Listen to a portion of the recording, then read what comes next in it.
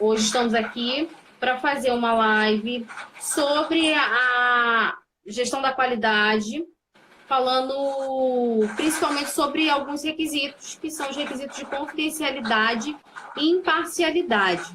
Nós temos aqui como convidado hoje o Alessandro, eu falo pela Type B, como a direção da Type B, e o Alessandro, um especialista na área que hoje vai estar falando sobre o assunto conosco.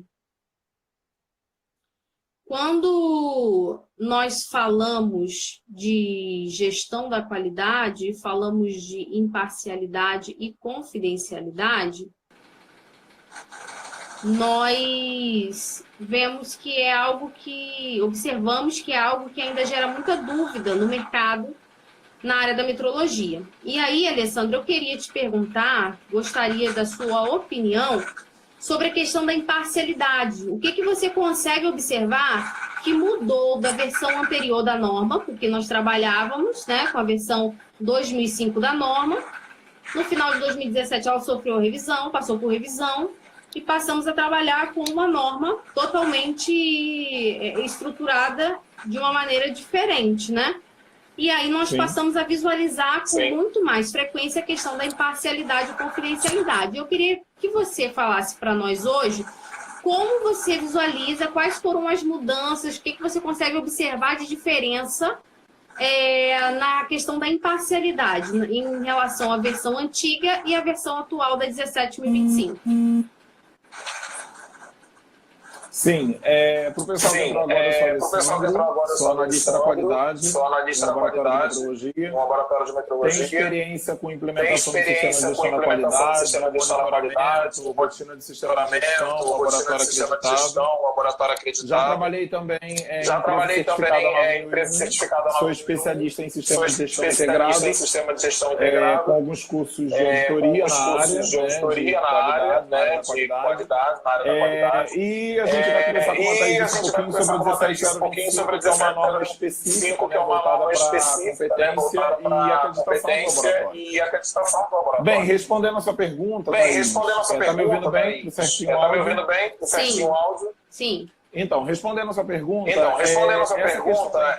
essa questão da imparcialidade, na nova versão da 17.025, que é a versão de 2017, ela veio mais forte, ela veio uma pegada interessante no sentido de trazer a responsabilidade do laboratório, no sentido de chamar o laboratório para se comprometer mais no que se refere a garantir a imparcialidade do laboratório ao fazer o serviço e até mesmo na estruturação do próprio sistema de gestão. A diferença que a gente sente muito nítido nessa versão da 17.025 é exatamente o detalhamento dessa rotina de imparcialidade do laboratório. Então, na versão anterior, de 2005 a 17.025, ela vinha falando muito claramente durante a norma, durante a norma, no requisito de gestão. Notas essas que falavam um pouquinho do que a gente conhecia, como conflito de interesse. Naquela versão antiga da norma, o que hoje veio mais discutido e mais detalhado no que compete a imparcialidade. Então, hoje, a nova versão da 17.025 ela tem um item específico, a partir dos requisitos gerais, do item 4 da norma, onde é tratado a partir do item 4 toda a parte de imparcialidade e confidencialidade. Então, o contraste, a diferença entre uma versão da 17 de 2005 é justamente que essa versão atual vem detalhando e tornando obrigatório de calibração, a garantir esse requisito de imparcialidade, esse requisito de procedimento e tudo mais, né? Entendo, mostrando que para o laboratório que há necessidade de garantir, esse requisito, mostrando claramente algo que estava entre linhas na versão anterior, agora fica bem explícito para nós nessa versão, né? E aí, quando nós falamos da questão da imparcialidade, quando um laboratório ele identifica esses riscos, riscos à imparcialidade, porque aí a gente vai falar também junto a um outro requisito que seria o 8.5, a questão dos riscos e oportunidades. E aí O laboratório, ele tem riscos à imparcialidade, riscos referentes à imparcialidade. Quando o laboratório começa a identificar estes riscos, o que ele deve fazer? Qual atitude tomar? Em algum momento, o laboratório pode assumir esses riscos?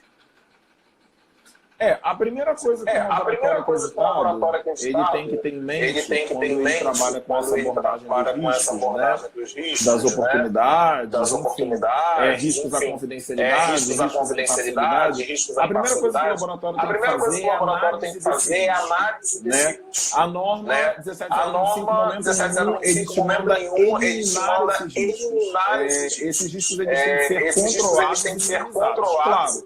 Se o laboratório conseguir demonstrar, se o laboratório conseguir comprovar a eliminação da causa raiz do risco e de tudo que pode afetar o sistema de gestão, o laboratório então está respaldado. Mas o primeiro passo que tem que ser feito é exatamente a análise do risco. O laboratório tem que se propor analisar e verificar a abrangência daquilo dentro do laboratório e dentro do sistema de gestão. Então, uma vez que o laboratório teve a capacidade de eliminar, de analisar e de entender a complexidade disso, o laboratório então vai começar a atuar num primeiro momento aquele risco. E uma vez identificado, uma vez analisado, uma vez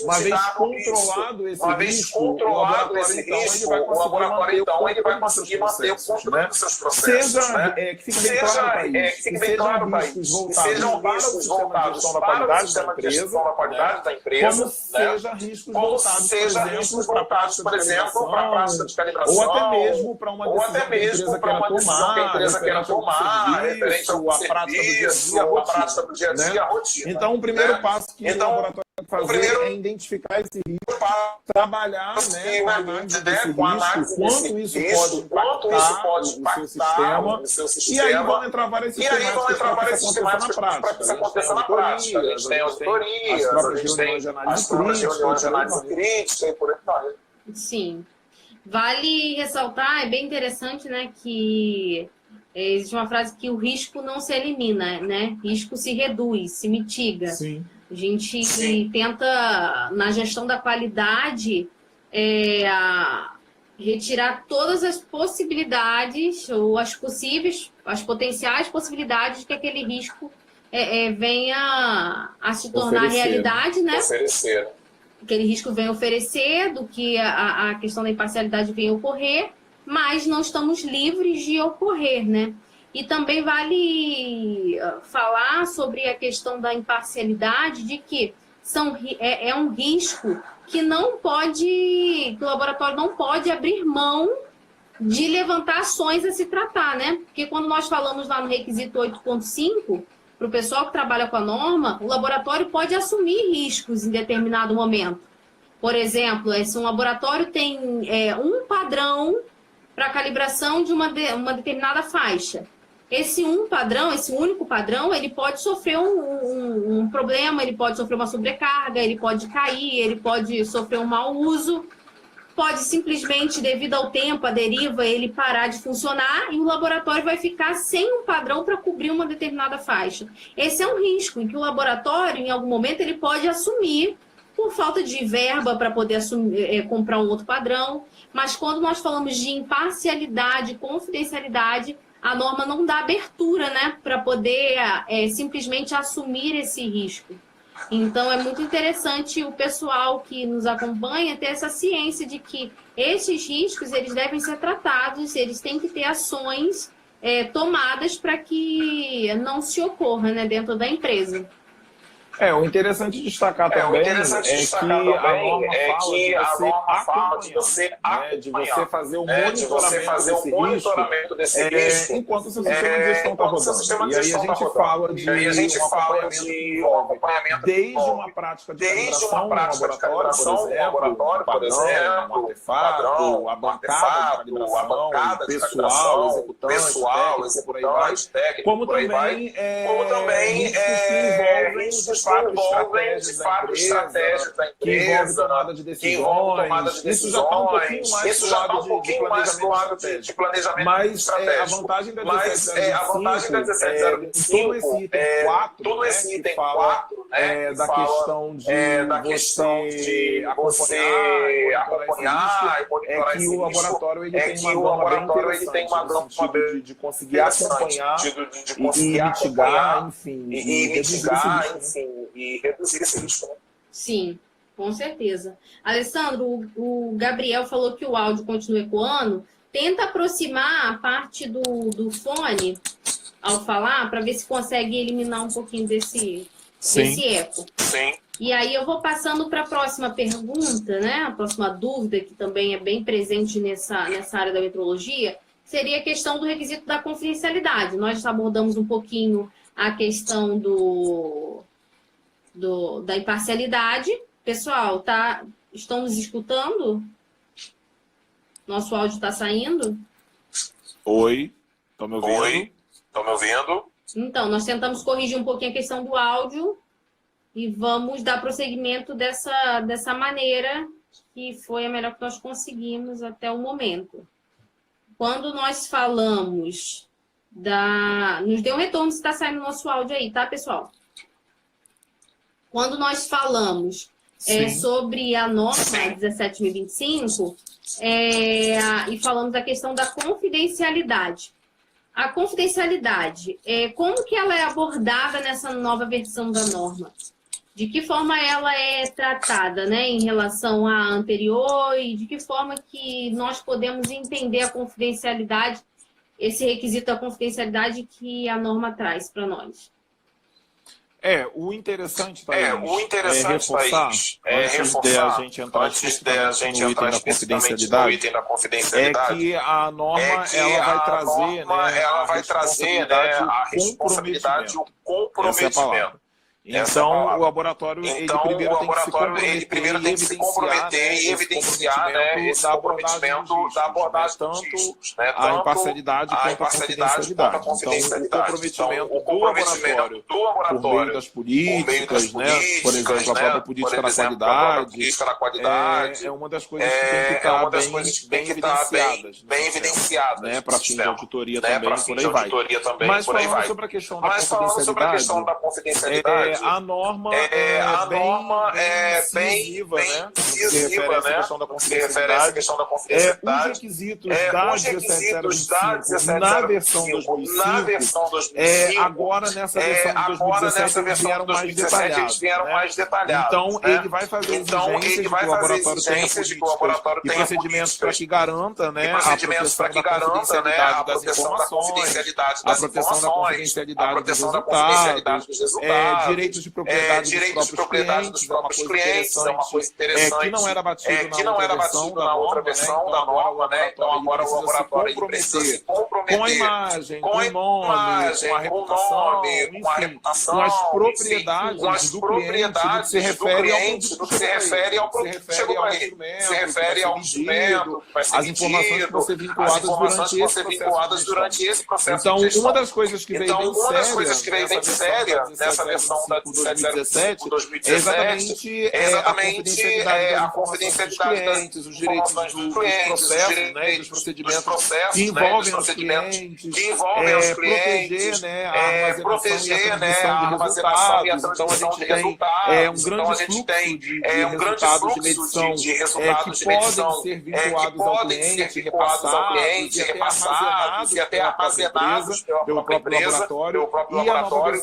E a nova versão da 17.025 no que se refere à confidencialidade, diferente da versão anterior, ele vem falando da preservação de informações que são confidenciais porque imagina um laboratório acreditado, por exemplo, que recebe um artefato, que recebe um instrumento, faz uma calibração, esse instrumento certamente vai estar em poder de outras pessoas dentro do laboratório, passa de repente por um técnico, passa pela expedição, como analista, como assistente, e é de uma empresa, de repente, que tem algum vínculo conhecida no mercado, que tem uma propriedade a ser zelada, a 17025 ela vem também com medidas, né, ao longo da sessão 4, justamente para reforçar os direitos que o laboratório tem em ter a sua confidencialidade preservada, principalmente no que se refere à questão da imagem, né?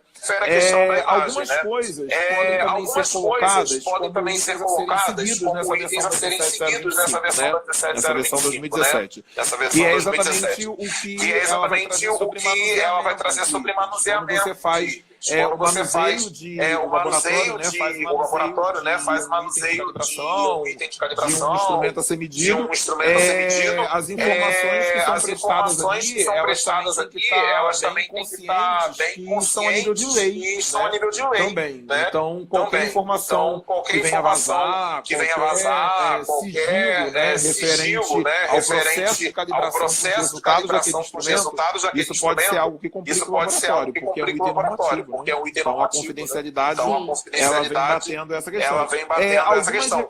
Algumas recomendações são feitas aos laboratórios acreditados, pela 17025. Uma dessas é que o contrato de trabalho, por exemplo, o pessoal que faz o procedimento de calibração, que está envolvido nas atividades do laboratório, de repente promover, né, uma análise de trabalho, da própria mão de obra do pessoal, a fim de auditar ou mostrar em que momento a confidencialidade pode estar sendo rompida. Essa versão da 1705 ela é bem abrangente no que fala a confidencialidade, mas ela exige, e deve ser feito, aí a importância da palavra deve na norma, e deve ser feito de maneira a proteger as informações. Então, numa auditoria, por exemplo, uma das coisas que pode ser vista é como o laboratório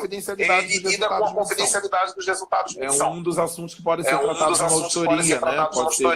Pode ser evidenciado. Segunda coisa que pode ser vista para um laboratório acreditado se refere à confidencialidade. É como que é a circulação interna de uma propriedade do cliente. De um instrumento que vai para a bancada, de um instrumento que vai para a instrumento que entra na recepção, de um instrumento que chega no processo final na mão do cliente. Então é uma das coisas que o laboratório precisa pensar quando ele fala de confidencialidade, principalmente confidencialidade com que entra e sai do laboratório.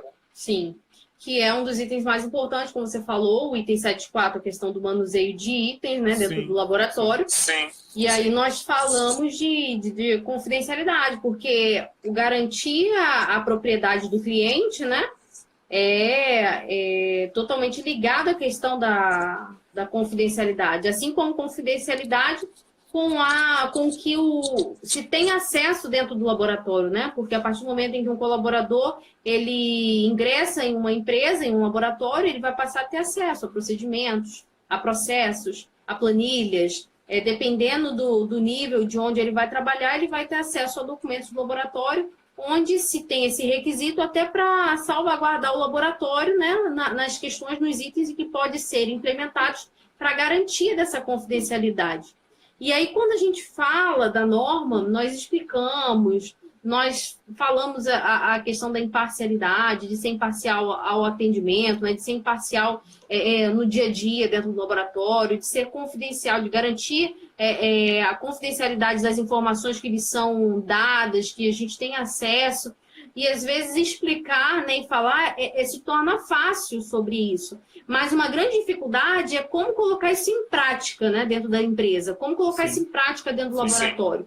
O que pode, quais são as ferramentas que nós podemos utilizar nos dias de hoje? Alguns exemplos, né, porque são inúmeras as que existem, mas quais são as ferramentas que nós podemos utilizar para garantir que esses requisitos eles sejam cumpridos, para garantir que a imparcialidade, a confidencialidade, os requisitos de imparcialidade e confidencialidade, eles sejam atendidos perante ao que a norma diz dentro da empresa, dentro do laboratório.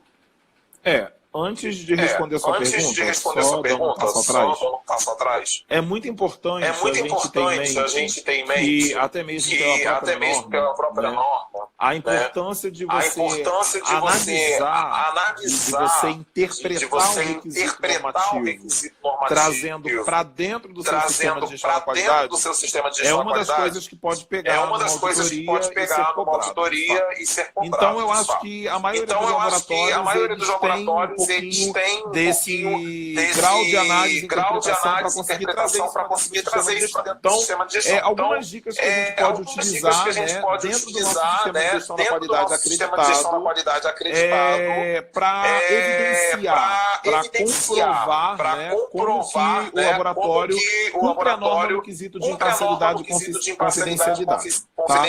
Então, primeira coisa, o laboratório tem que ter uma sugestão, claro, a evidência dessa análise, como que ele vai analisar esses riscos. Então, uma das saídas, por exemplo, seria montar uma matriz. É uma das ferramentas importantes, por meio de uma planilha Excel, por meio de qualquer coisa do tipo, onde ele consiga, dentro dessa matriz, evidenciar que os riscos foram analisados. E aí, essa matriz ela pode ser explodida, ela pode ser evidenciada de várias formas. O laboratório pode mostrar esses riscos por setores, o laboratório pode mostrar esses riscos por item dentro do sistema de gestão. Então, o importante é essa análise estar evidenciada. Nesse primeiro momento, sugiro que seja feito por meio de uma matriz de riscos, de repente. Fica bem nítido, até mesmo a nível de evidências, como que o laboratório conseguiu mapear os riscos que podem interferir o laboratório. Então, a primeira sugestão seria a montagem de uma matriz de risco, identificando quais os riscos que podem prejudicar o sistema de gestão. E que são vulneráveis, a qualquer atividade. Sim. Segunda sugestão. Pode falar. Pode continuar. Segunda sugestão,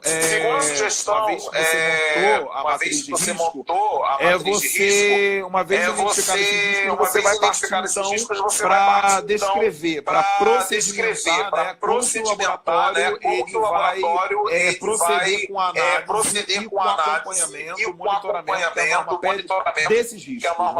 Então, uma vez que você tem um procedimento estruturado e que fique frisado, e esse procedimento ele tem que ser escrito também de forma imparcial, porque ele também vai dizer um pouquinho sobre a visão da empresa,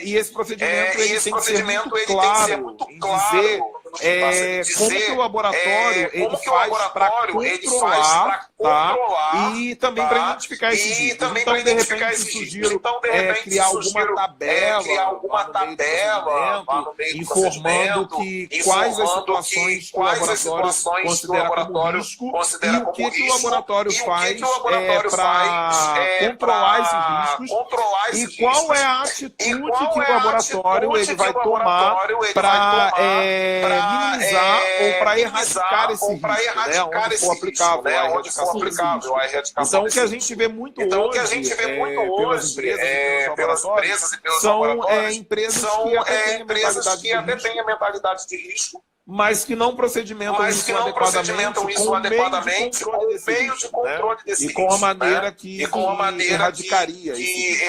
Então, a segunda sugestão é procedimentar mostrando o meio de controle desses riscos. Eu acho que é a segunda alternativa aí. O laboratório deve ter um procedimento. E a terceira sugestão... Quer falar alguma coisa, Thaís? Não, pode continuar.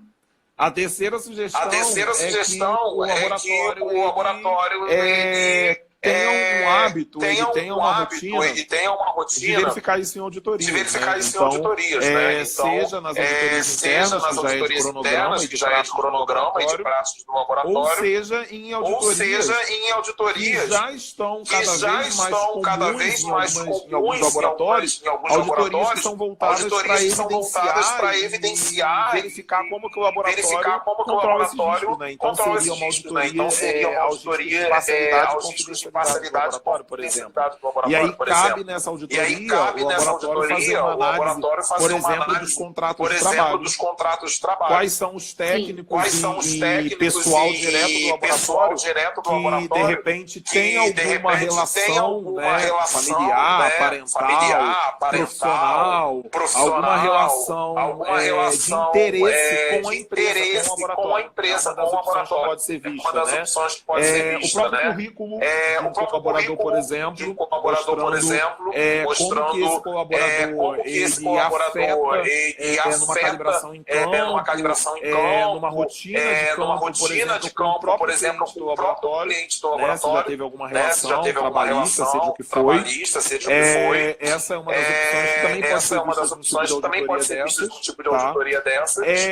E ainda dentro de uma auditoria de parcialidade envolvendo riscos à confidencialidade também, o laboratório tem que verificar e evidenciar, né, como que ele protege as informações que circulam do cliente. Essa é uma das coisas que a norma pede. Então, de repente, fazer uma auditoria nas etiquetas, fazer uma auditoria nos registros, fazer uma auditoria no entregável, de fato, né? Sim, com certeza. E aí nós vemos, por exemplo, assim, para exemplificar para o pessoal, tudo que você falou sobre a questão da matriz, dos riscos, né, que é de extrema importância do procedimentar, na versão anterior, nós fazíamos isso, mas nós não colocávamos, nós não estruturávamos no papel e nós não tínhamos essa mentalidade do que nós fazíamos, porque nós tínhamos já risco. Quando nós olhamos para a versão de 2005, nós olhamos para a ação preventiva. E o que era a ação preventiva? Era uma ação para eliminar uma potencial não conformidade. Quer dizer que a não conformidade não aconteceu, mas ela pode acontecer. E é o quê? Se uma não conformidade não aconteceu e pode acontecer, é um risco. Então, nós tínhamos isso, mas era muito solto. Eu levantava algumas ações preventivas do ano tal, esquecia daquelas ações preventivas, começava um outro ano com outras ações preventivas, esquecia daquelas ações preventivas, e assim nós não vimos uma comunicação, porque uma vez levantado o risco, ele corre a possibilidade de ocorrência durante a existência do laboratório. Então, ele tem que ser monitorado, tem que ser controlado, tem que ser trabalhado, né? E aí, quando nós olhamos, por exemplo, o levantamento do risco, após fazer essa matriz que o Alessandro nos deu a sugestão, nós podemos levantar um risco de um colaborador que é contratado da empresa utilizar as informações ao sair da empresa, pegar ou ainda dentro da empresa, ter acesso a informações e usar para benefício próprio. Esse é um risco que qualquer empresa corre, correto? Correto, porque a partir do momento em que a empresa contrata, ela vai ter que dar autorizações, responsabilidades àquela pessoa e essa pessoa vai ter acesso a algumas coisas. Então, esse é um risco que se corre. Ao se correr esse risco, isso vai para essa planilha, para essa matriz, né? O risco de um colaborador utilizar a documentação indevidamente, a documentação que lhe é dada acesso indevidamente. E aí, muitos vão falar, mas não foi falado aqui de um termo de confidencialidade, um termo de imparcialidade. Nós fazíamos muitas das vezes esses termos e simplesmente, é para garantir. Mas era basicamente uma ação para tentar mitigar o risco. Então, quando você pega uma ferramenta dessa, você analisa o risco na matriz lá de risco. Ao analisar o risco, você vai colocar quais ações a serem tomadas perante esse risco. E perante o risco de uma contratação, tem uma contratação a ser feita, o que eu posso fazer para eliminar esse risco? Fazer um termo de confidencialidade, de imparcialidade, onde esse colaborador vai ter que assinar se comprometendo durante o período em que ele estiver e ao período que sair, de que todas as informações que ele teve acesso vão ser confidenciais e ele vai ser imparcial durante o tempo de permanecer na empresa.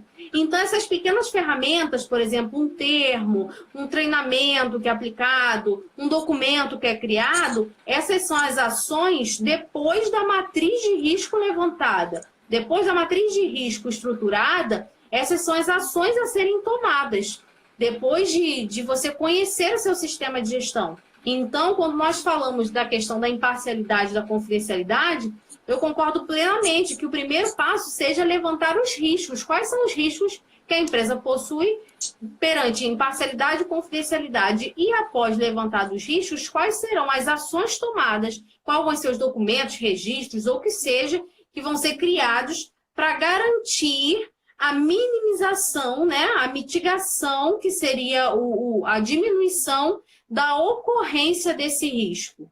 Então, quando nós falamos das questões de imparcialidade e confidencialidade, nós estamos falando basicamente disso. Né, pessoal? Pessoal que nos acompanha, nós estamos falando e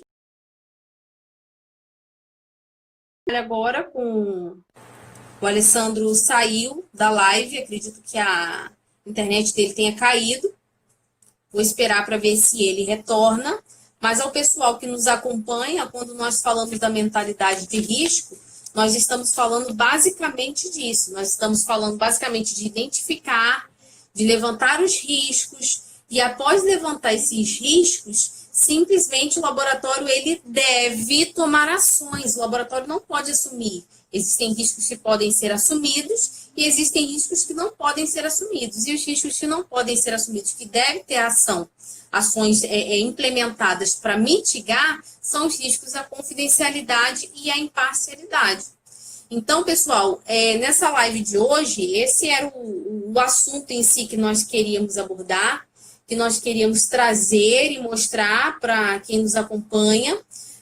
Falar um pouquinho, esclarecer um pouquinho esse fato, esclarecer um pouquinho esse item da norma. Nós sabemos que a norma 17.025 é uma norma um pouco complexa. Quem começa a trabalhar com ela, quem trabalhou com a 2005 e começa a trabalhar com a versão 2017, começa inicialmente com uma dificuldade, mas depois consegue compreender que a estruturação da norma nos auxilia muito no dia a dia, no trabalho. Quem começa a trabalhar e nunca teve acesso ou nunca trabalhou com a 2005, consegue já compreender a estruturação da norma e entender quais são os requisitos. São bastante requisitos a se atender, mas é necessário, não tem nenhum requisito que possa ser eliminado ali para facilitar, porque um está intercalado, interligado no outro, e faz com que o laboratório funcione e esteja garantindo a validade dos resultados que preste ao cliente final, né, que esse é o objetivo de um laboratório acreditado. Então, o nosso intuito aqui é trazer e falar sobre requisitos da norma. Hoje nós começamos falando sobre as questões dos requisitos de confidencialidade e imparcialidade. Nas lives anteriores, nós falamos sobre diversos requisitos. Aos que nos acompanham, que estão nos assistindo aqui hoje, todos esses vídeos, essas lives que nós fazemos, elas são transformadas em vídeos e elas são liberadas no nosso Instagram, no LinkedIn, elas são liberadas também no nosso canal do YouTube, para consulta posterior. Então, eu convido você que nos acompanha ou que hoje está assistindo essa live, que passe a seguir tanto o Instagram da Type, siga também o Facebook, siga também o LinkedIn, se inscreva no nosso canal para você poder acompanhar os vídeos que têm sido colocados lá. Se você tem sugestões, nos dê sugestões sobre assuntos da norma voltados à calibração, voltados à ISO NBREC 17025. Nos dê sugestão sobre 9001, sobre boas práticas de laboratório, que nós estamos aqui para abordar esses assuntos. Agradecemos a vocês que nos acompanharam até o momento. Agradeço pelo Alessandro também. Acredito que nesse finalzinho, nesse encerramento, ele teve algum probleminha na questão da internet. Então, nós nos colocamos à disposição. Agradecemos a vocês que tiraram esse tempinho para nos acompanhar. E siga conosco, tá bom? Agradeço a vocês. Uma boa noite. A vocês que têm dúvida, Mande para nós também, pode nos mandar no direct, pode mandar via